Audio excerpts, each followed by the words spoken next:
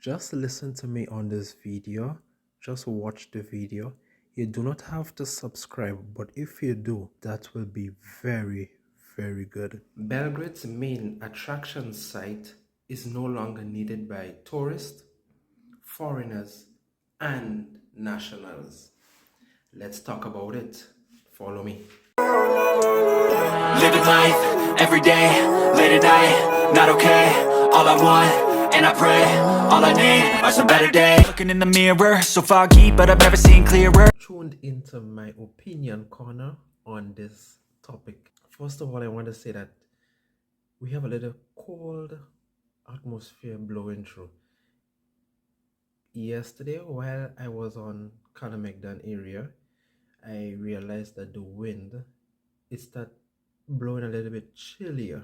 I think that we have peaked the high time of the summer slowly coming to a close. Here is my opinion. This one here would incorporate more of the Serbian nationals and the Serbian followers that follows our channel MNJ Time Vlogs. We have to talk about it. I mean, this incorporates the life, the living, and the lifestyle that I have seen here. I have not given this topic a lot of thought because the idea is still fresh in my mind. I want to come out and put it out there. Let's get some interaction. Let's discuss it. Let's see what's happening. I'm not too sure if I will be convincing enough. I will not make it long. What I have seen, what I have observed yesterday.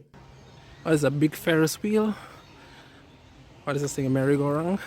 The zoo is Belgrade's #1 hottest attraction site for tourists, foreigners, and the nationals. It is no longer Kalemegdan, and it's no longer the theme park they have. And I was shocked yesterday. Like, I never thought about it. I never explored Kalemegdan as what I have done yesterday, and have that thought to be informed in my mind. The theme park, let us do a little bit of calculation. I think the average ride there costs 150 dinars.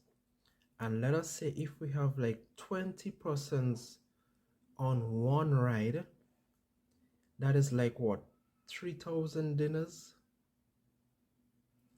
The math, maybe not mathing this morning.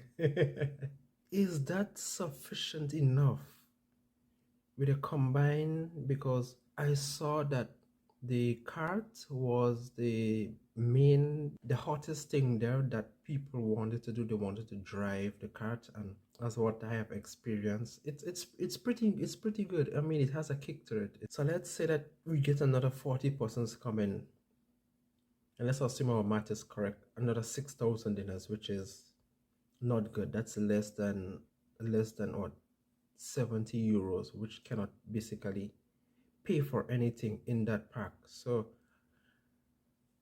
I was brainstorming the idea with other colleagues, other friends that were around me at that time. And I was thinking, like, man, why don't the authorities, now listen, hear me out on this one. Why don't the authorities employ an outside body, a big children's theme park body, such as Disney? We may have Six Flags, we have Chuck E. Cheese's, we maybe have, I don't know what is the others, but I think Disney is one of the biggest. And with that, now you will be having all the different fairy tale characters that are seen by a lot of children, the younger generation. And just having those characters there, being part of what they have seen on television, and having them witness that stuff in real life. If the higher heads in power that can, let's say you lease the land, you lease a development site to Disney or one of those areas, and then you give them the rights to construct, but within law, because we have to do everything within law and preserve Kalemegdan and stuff. Full effect to the younger generation. We can create a better environment, a better theme park, a better carnival park for the young people. Even you will be getting the older set of children coming, because the games and stuff, the rides and stuff will be a little bit more thrilling, a little bit more enthusiastic for them. You have rewards, you have gifts, you have something to take away from that theme park from visiting that place. Because right now, as it stands, it looks like that park is not supporting itself. It cannot support itself. Even the Ferris wheel, the big wheel that were at the beginning, I observe, because I sat there and I observed everything. The guy told the lady and her son, you need 4 persons to ride the wheel, which means it's not sustainable. The energy that is required to run that wheel for full rotation is not sustainable. I don't see that park remaining there for the next within the next 5 years or so, because since everything has become digitally available and IT is taking over, and we have modern stuff in society now, I don't really think that just that stuff alone can hold and keep a crowd that can generate significant income. So you would have enough to employ staff and even pay salaries and keep the surrounding clean. So I just wish that that stuff could have been a lot different. Listen to the rides, listen to the music. And another thing is like they have no music playing on the theme, so there's no rhythm that you can be have this kind of playful, joyful experience. It's just the rotating motor of the ride just going wrong and wrong. It makes it a little bit boring. It's not something that you would want to stay for a good 20 minutes or so. Average amount of time I saw like persons were spending there probably were just 10 minutes, and that was it. So once they finish with that, there's no place for you to go buy some popcorn, buy some ice cream, buy some hot dogs, some gift, give the children a gift. Because I think because we have to understand, like, what is the main goal of a theme park? What is the end goal?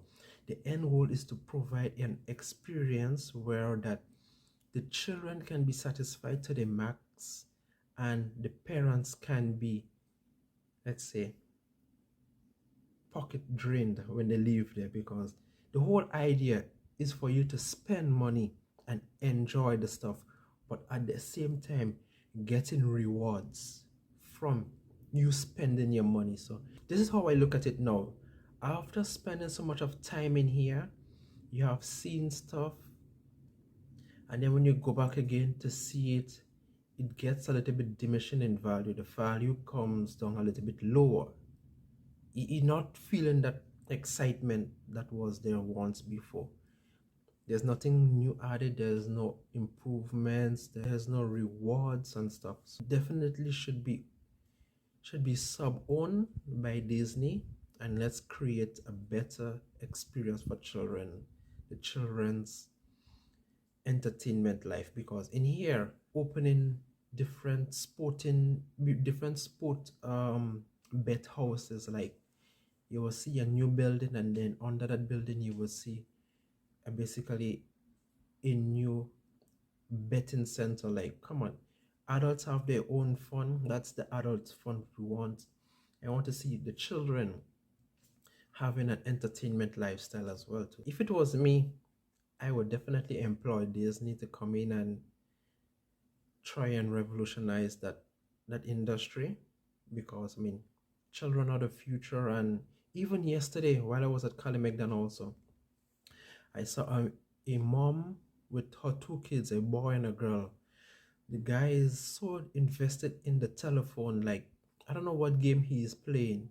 He's so invested in the telephone, like the outside surrounding becomes a wall to him. He's just on a narrow path. Like, come on, that don't make sense. If you're going outside to Calumet, then then they will know that there's a theme park there. There's characters from the cartoons they watch on television that they will be enthusiastic to meet and to take pictures and just to be around them. I don't know the name of it in Serbia. Let us talk about Kalemegdan and the fortress. For those of you who have not been here in Serbia, let me kind of paint a picture for you all. Let us say that your country, your respective country, has opened up a new shopping center. Everyone is happy, everyone is excited because you have brands, you have shops, you have souvenir, you have food courts, you have supermarkets. And let us say within the first 5 months to a year, everything will be nice and interesting.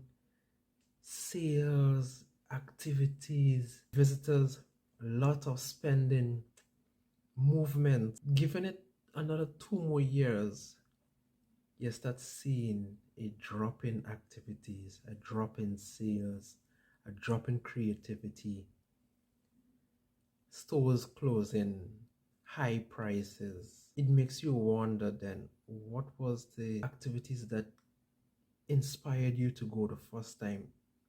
And can it keep you, or can it reinvigorate something now in the time that you kept on going? What is keeping you coming back? I'm sure the only thing that maybe keep you coming back is the supermarket. You cannot do without the food sustenance, and that is what I kind of equate Kalemegdan to, like a mall. Look at this thing. Look at this building. Look at this fortress.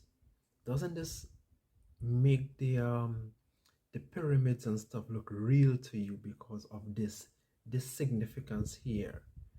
Since that you have seen the way that they're constructed, you can feel and see visually how the blocks, the bricks have been formed within the mold to create a structure that can withstand the amount of time, and it makes those stuff look very, very, very real to me. But I still think in my mind that those stuff are not real. But as it is here in Serbia, it's definitely real. I would have to base my reality based on what exists right now. Continue to walk, and then I was just making the observation of the tourists, the visitors that comes through that area, and I was thinking to myself, I have been living here for so long, and every time I go to Kalemegdan, I get a different feeling.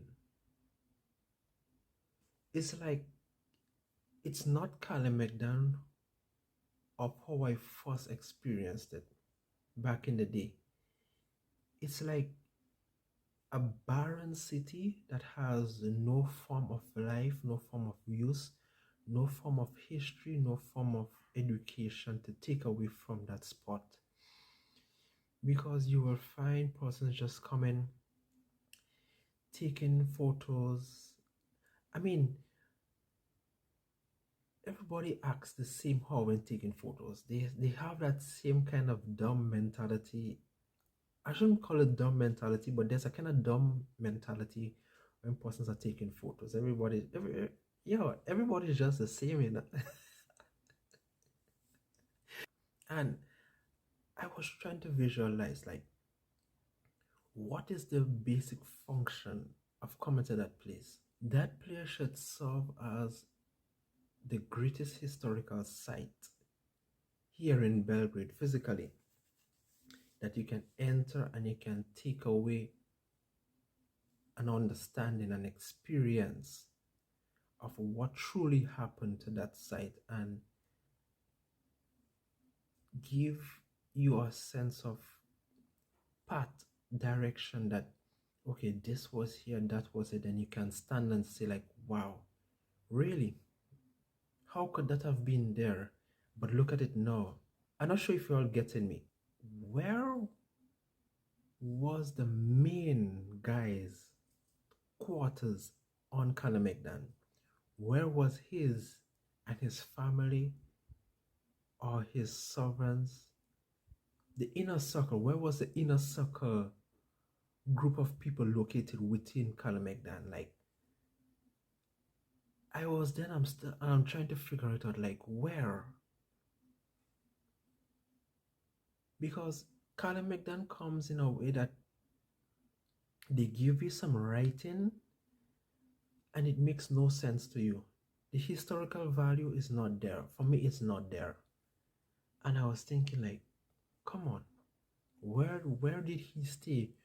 Because if you let's say, because we all watch movies, we all watch all these castle movies. You have a fortress and then you have a place where the main ruler stays within that fortress and he has all his servants and everything. So like, where is that spot located? Where is that spot on Kalemegdan, on that fortress? Like, we do not know. There is no indications of this was the ruler's house, his location, his terrain. I mean, all of Kalemegdan is his grounds, but where was the centralized location for his dwelling within that space? Because just going there, we see in walls, we see in big holes in walls. Like, what were those holes used for? There's no, and I don't think like even the tour guides knows fully about Kalemegdan. I mean, you can say stories have been written in books and stuff, but I just think they kind of water down the history just to get a quick sighting, a quick money on that stuff. But I feel since technology has come such a long way, that technology now that can tell you how the stuff in spaces is moving, how this is moving, how that will be. So why can't there be a technology that shows you how the stuff was there back in time? Why it can create a digital rendition of that location, show you everything. But you know, I have seen that technology being used in one of the National Geographic videos online recently, where a guy carbon dated the site and he gave a digital recreation of the site, and he has exposed stuff that have not been exposed before. So I'm thinking,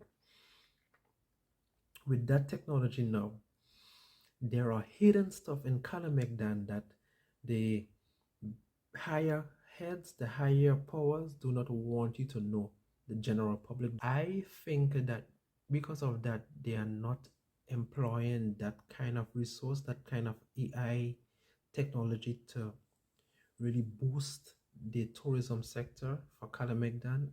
A centralized feeling and a look of what Kalemegdan looked like before in a digital rendition.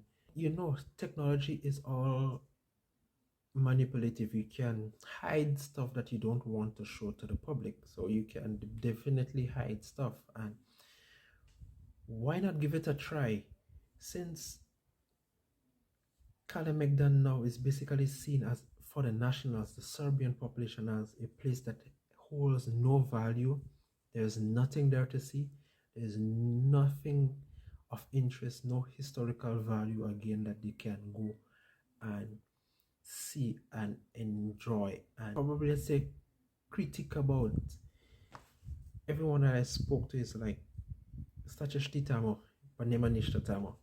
Like, šta je to? That stuff is not good. So even the tourists coming, for sure, those tourists, since it will be the first time they see in that place, it will be like, wow, really? This place is amazing. It's so big. Oh, wow. I can't believe that happened here. Wow. But after seeing and experiencing that, with the limited amount of history they can get, even just riding around Kalemegdan in that train,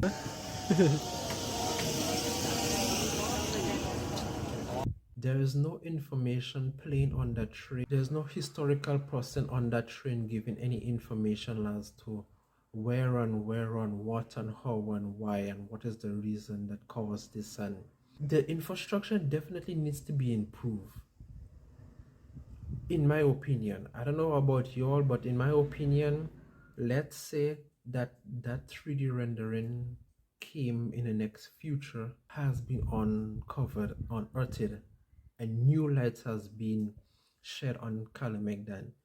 Don't you think that persons will flock to that place to see what's the new creation, what's the new exploration, what's the new adventures that they have not seen, and look at that place a lot differently than how it's been looked at today? Trust me, if you give the person that type of AI capacity, they will definitely look at how the stuff is then. No, not too sure if it makes sense to you all. As a foreigner, I am no longer a visitor. I'm a foreigner within Serbia. Domachi foreigner. Going to Kalemegdan now, it's not a thrill to me. It's it's not a site that I want to visit over and over, because with UV we used to go there. We used to go to KFC, buy KFC for takeaway, and go to Kalemegdan, sit down on the bench and eat KFC there. That was back in the day where they had flowers and everything, and the park was looking nice. And I think we used to see like squirrels, small animal, the squirrel, the one that collects the pine cone. We used to see those animals and stuff running around, but now I'm not too sure if they are still there. That attraction site is becoming less of a value to Serbians.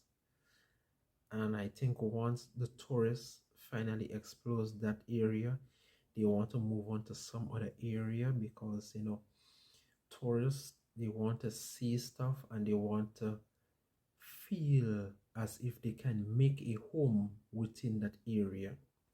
Because I have seen a lot of tour the land and then they want to find, because everyone makes comparison to this place, the current situation where they are now, to the current situation back at home.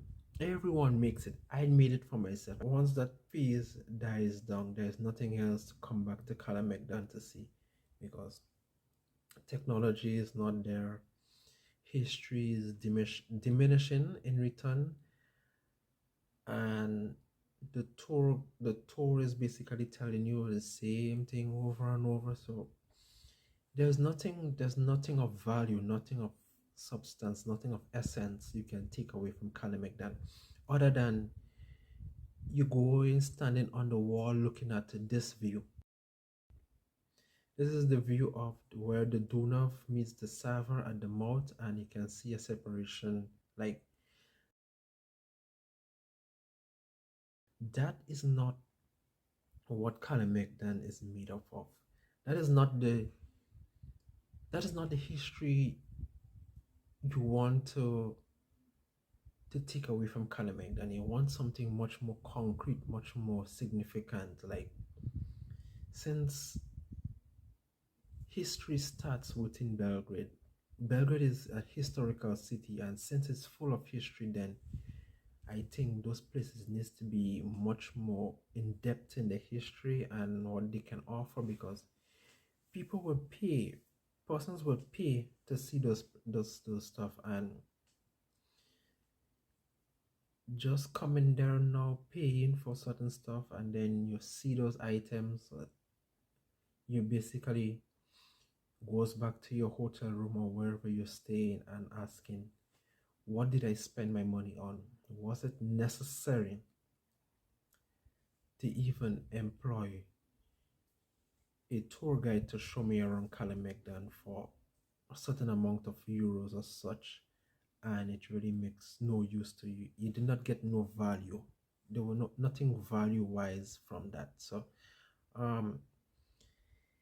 yeah, these are the ideas that came to my mind. My opinion on me living here in Belgrade for over a number of years now, and what I have seen, it's Belgrade has changed. The landscape of Belgrade has changed. Trust me. It's not like what it used to be before.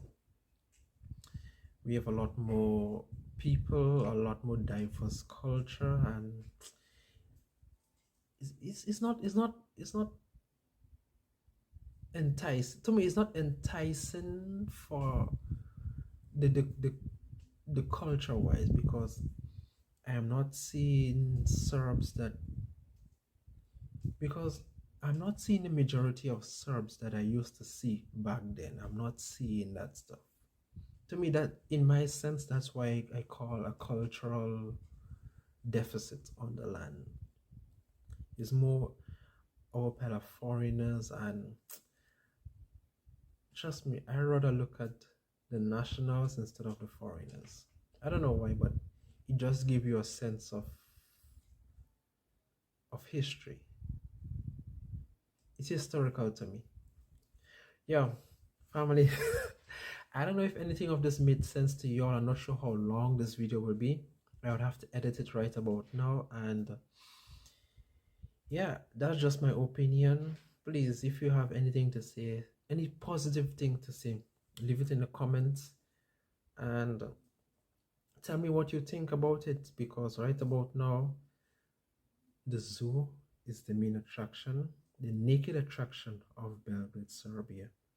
Truvaj se, vidimo se, subscribe, pratite nas, follow the channel, and come back for more emerging time vlogs, life living, and lifestyle.